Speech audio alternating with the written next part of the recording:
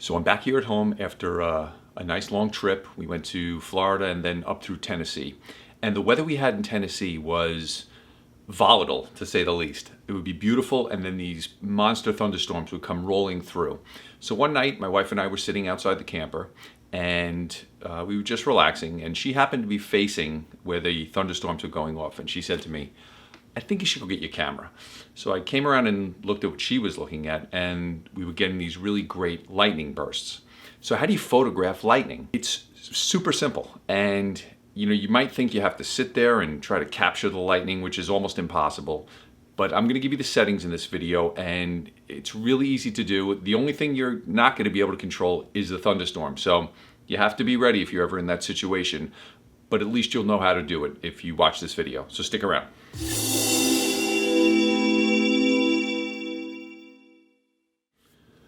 Okay, so this is the image that I ended up with. This is one of the images. The lightning was in the perfect spot. It was right by the RV. My wife's looking at the lightning there. It's just everything came together for this image. And this doesn't happen often when you get one of these images. So I was so excited when I took it, because the second you take an image like this, you just know it's going to be a different, cool looking image. So how do you capture something like this? Well, I have my tripod and I have my Nikon D750. Now, that's all I had. I didn't use a cable shutter release, which you can use if you have one, but I didn't grab it quick enough, so I just ran to my truck, grabbed my camera and my tripod, and I thought I'd set it up so I'd try to get the RV in the picture and, the campfire and the whole thing. Settings are really simple. You need to put your camera in manual mode. Now, you could leave it in aperture priority and then just adjust your aperture to, get your exposure long enough to capture, get a long exposure basically. But I don't want you to do that. The best way to do this is to use bulb mode, like you were shooting fireworks. So in your camera, when you move your shutter speed settings in manual mode, you'll see right after 30 seconds is a setting called bulb. And what that means is when you hold the shutter down, it's going to take the exposure for as long as you hold the shutter down. So you could hold it for a second, 5 seconds, 2 minutes, 10 minutes, an hour, whatever. So when you're in that mode, you completely control how long the shutter is. Now with lightning, it's dark at night, and the lightning burst kind of lights up everything. So you don't want to have your aperture wide open. You want to be at something like f9, which is what I shot this at. So a regular exposure at f9 using bulb mode, you're going to have to hold the shutter open for a long time to create an image. It's going to be dark. So you maybe 30 seconds, 45 seconds, depending how dark it is. But with this, what I was doing was the lightning bursts were happening maybe every 15, 20 seconds. So I would just keep hitting the shutter and hold it until a burst of lightning would, and then I'd let go. After each exposure, I was holding the camera.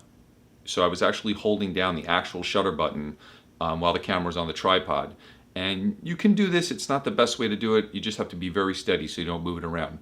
But I would take a shot, hope for some lightning, and if I got it, I would let go and then immediately press down the shutter again to create another exposure and hope that lightning would happen again. And I was able to get a couple of images this way.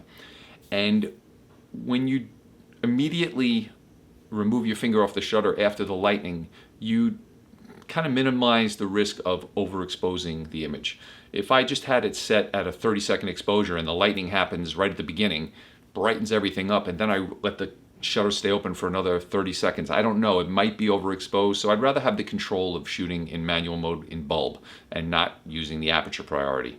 So if you want to try to do this, if you have a cable release, use it. Bring your camera out. Now, it doesn't really matter what lens you're using because you're going to be at f9. So as long as your camera has a lens that you can set the aperture and you're able to shoot your, and one other thing, you want your ISO to be 100 or as close to 100 as you can get.